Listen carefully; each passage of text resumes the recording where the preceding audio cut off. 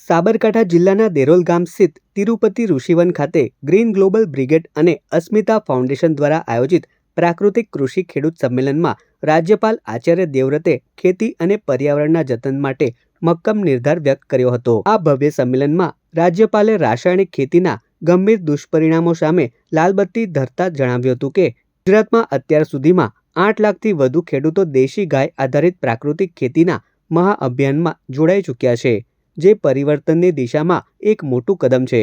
આ પ્રસંગે પરમ પૂજ્ય સ્વામી સચ્ચિદાનંદજી મહારાજે વિશેષ ઉપસ્થિત રહીને ઉપસ્થિત જનમેદનીને આશીર્વચન પાઠવ્યા હતા।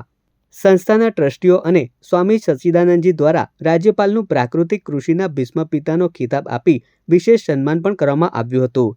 સંમેલનને સંબોધતા રાજ્યપાલ આચાર્ય દેવવ્રતજીએ જણાવ્યું હતું કે યુરિયાના લીધે બનતો nitrous oxide gas carbon dioxide કરતાં 312 ગણો વધુ ખતરનાક છે, જે પર્યાવરણને નુકસાન પહોંચાડી રહ્યો છે। રાસાયણિક ખેતીના કારણે ધરતી માતા ઝેરી બની છે અને ભૂગર્ભ જળમાં પણ નાઇટ્રેટનું પ્રમાણ ભયજનક રીતે વધ્યું છે, ત્યારે પ્રાકૃતિક ખેતી જ એકમાત્ર વિકલ્પ છે।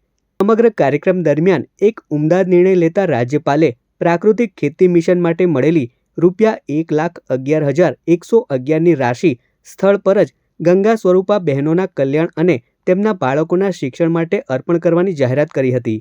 આ સાથે જ પ્રગતિશીલ ખેડૂતોનું રાજ્યપાલના હસ્તે વિશેષ બહુમાન પણ કરવામાં આવ્યું હતું।